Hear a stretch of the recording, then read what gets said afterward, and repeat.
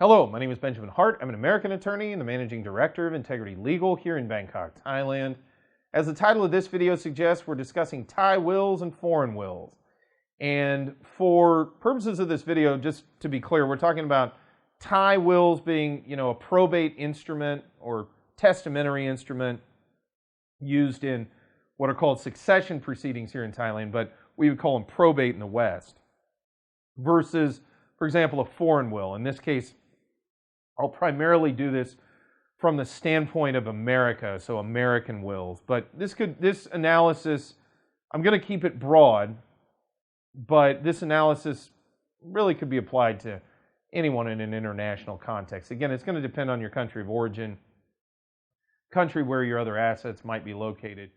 Long story short, I get this question fairly frequently, and generally speaking, we always have the Thai attorneys here on staff dealing with the Thai wills, putting together the Thai wills.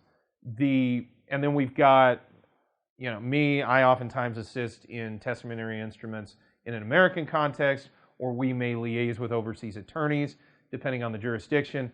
But long story short, I get the question, well, are they mutually exclusive? How do you deal with them? It depends on your circumstances. I know folks that watch this channel rather frequently, I'm kind of a broken record with that, but it really does.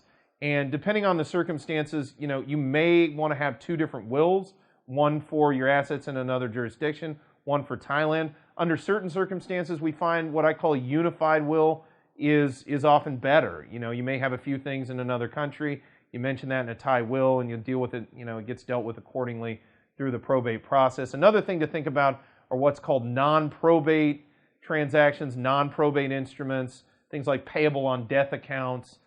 Certain things involving insurance may not actually go through what we would call probate or what they call succession here in Thailand with respect to determining the net worth of an estate and divvying it up, etc. Long story short, again, it's going to depend very specifically on your specific circumstances, how exactly you structure your estate in the event of your passing, how you deal with wills in that context. Might not be a terrible idea if this is a major concern to you, might not be a terrible idea to go ahead and contact a legal professional, gain some insight and guidance into how best to proceed.